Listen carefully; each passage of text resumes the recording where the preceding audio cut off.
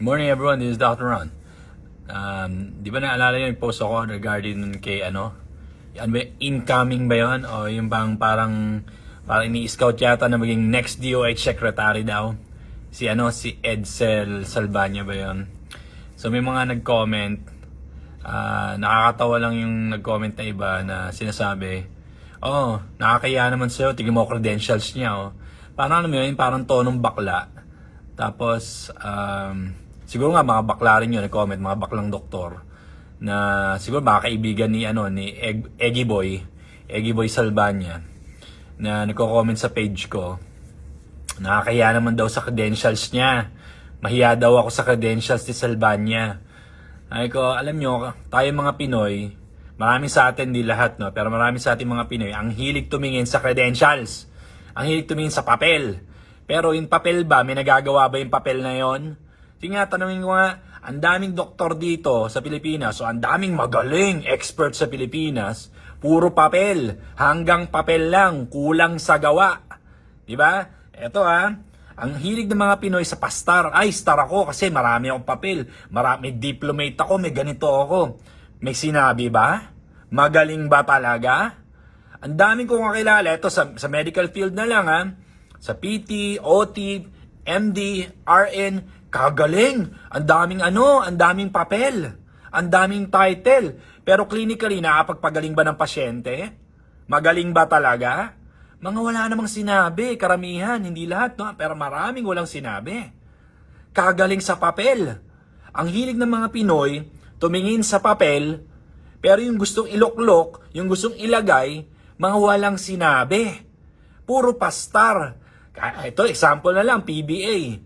Pambira, PBA, ang gagaling mag-basketball sa Pilipinas, di ba? In paper, ang galing. Sa papel, ang galing. Di ba? Pagdating sa international market, China lang, hindi kayang talunin Hindi ko minamalit ang Hindi ko minamalit ang mga Pilipino Pero itama natin perspective natin, ang hilig natin tumingin sa papel. Puro, kasi in paper magaling to. Kasi yung credentials niya ganito. Kasi yung mga tinapos niya ganito, ganyan. Ang galing sa papel, pero walang sinabi. Karamihan ang nailuluklok, karamihan ang ilalagay sa pwesto, ang ganda ng papel. Anong ginagawa? Magnanakaw. Di ba? Yan ang ginagawa di ba? Kung hindi man magnakaw, aapakan ng karapatang pantao ng ibang tao, yuyurakan ng pagkatao ng ibang tao. Pero ang ganda ng papel. Kala mo may sinabi talaga kasi ang ganda ng papel, kasi ang Pilipino ang hilig tumingin sa papel. Kaya nga nabubudol-budol yung karamihan Di ba? Kaya nga nabubudol-budol yung karamihan Tumitingin sa damit, tumitingin sa appearance, tumitingin sa papel. Ano nangyayari? Budol. Di ba? Tigilan nyo na yung kakasabi na maganda credentials. Bahiya ka naman kasi yung ganda credentials ni Eggy Boy. Si Eggy Boy Salvania, maganda credentials sa'yo. Really? Mas maganda credentials sa ni Eggy Boy Salvania? Really? Really? Sabi mo kay Eggy Boy, kay Salvania, pagalingan kami. Sige. Sa larangan ko, pagalingan kami. Tingnan natin kung manalo si Eggy Boy. Ilang pasyente na ba napagaling ni Eggy Boy? Sige nga. Wag niyo akong daanin sa papel. Kasi hindi ako yung tipo ng tao na nadadaan sa papel. Pakita mo sa akin ang kaya mong gawin. Pakita mo sa akin na magaling ka talaga, hindi sa papel lang. Hindi mo ako mabubudol sa papel-papel lang. Di ba?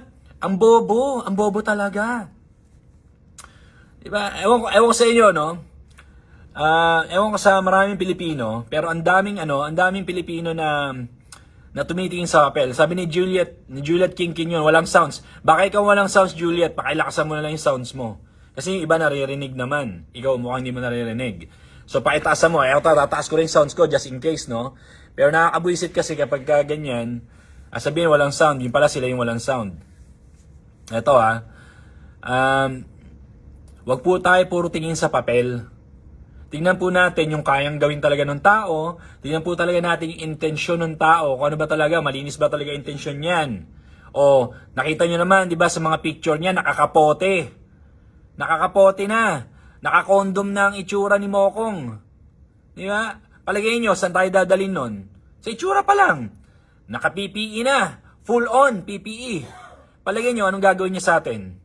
Palagay nyo, anong gagawin niya sa atin? Really? Di ba? Lockdown na naman? Ano? Tataas na naman ang rate ng Scooby-Doo sa Pilipinas? Ano? Parang China lang? Parang India lang na kurap? Ano? Ano naman tayo? Ano ba tayo dito? Demokrasya pa ba tayo dito? O Communist Party na tayo ng China? Ano tayo dito? Tigilan nyo ng pagkatingin-tingin sa credentials. Tigilan nyo ng pagtingin-tingin sa papel. Hindi po porky maganda tingnan sa papel, magaling yan. Eto experience ko lang. Ang dami ko na na-hire na physical therapist. May mga na-hire na rin ako medical doctors na ang ganda tingnan sa papel. Mga cum laude pa nga eh. Pero pagdating sa clinical, Diyos ko po. Alam niyo yun? Ang layo ng antas sa clinical. Mga walang sinabi sa clinical. Pagdating sa literal, practical na bagay, wala po sinabi. Hindi ko niya lahat, pero ang dami ko na nakita, ang ganda in paper. Pero walang sinabi sa actual, sa practical. Lilinawin ko, hindi ko niya lahat. Ang punto ko dito, tigilan nyo ako sa papel-papel na yan. Tigilan nyo ako sa credentials na yan. Walang sinabi yan. Sa paningin ko, walang sinabi yan. Unless may mapatunayan talaga siya na kaya niyang gawin. Di ba? Ito naalala nyo si Dick Gordon dati nung siya pa yung head sa Clark. Ano ba siya doon? Mayor ba siya doon o whatever? Nakalimutan ko yung posisyon niya doon. Di ba ang dami nagawa ni Dick Gordon sa Clark? Tumino kaya ang Clark nung nando si Dick Gordon? Naalala niyo yung panahon na yon na si Gordon ang namamahala doon? The moment na alis si Gordon sa Clark, corrupt na ang Clark. Naging corrupt ang Clark. Talagang lantara nakakorupsyon sa Clark. Ang sinasabi ko dito, hindi ko tinitignan yung credentials si Dick Gordon. Ang tinitignan ko yung nagawa ni Dick Gordon. Kaya lang, di ba, nasira nga si Dick Gordon kasi nga, yung mga kamote drivers, masyadong sensitive, masyadong inflamed. Kaya nagalit sa kanya yung mga driver, kaya hindi siya, lalo siguro hindi na siya interesadong tumakbo ngayon, kaya hindi siya pumasok sa Senado, no? Anyway, in-example ko na si Dick Gordon kasi marami siya nagawa noong time niya. Di ba? Hindi ako tumitingin sa credentials. Hindi ako tumitingin sa papel. Tigilan niyo ako sa papel-papel. Tigilan niyo ako sa natapos. Ito kasi marami siya natapos. Mataas ang pinag-aralan niya. Ano ngayon kung mataas pinag-aralan niya? Anong kaya niyang gawin? May kaya ba siyang gawin? Kaya niya bang i-apply yung pinag-aralan niya? Kaya niya bang ipantay yung skill niya dun sa credentials niya? Kaya tigilan niyo ako sa credentials kasi alam ko hindi nila kayang pantayan yung bango ng credentials nila. Tignan sa papel. Kaya wag niyo tignan sa papel. Wag kayong tumingin sa papel, puro kayo papel. Diyos ko po, pamunas lang ng puwet yung papel na yan eh. Anyway guys, this is Dr. Ron. Na-discuss ko lang. Kasi may mga umi-epal sa page ko na tignan ko daw ang credentials si Salvania. Fuck that shit.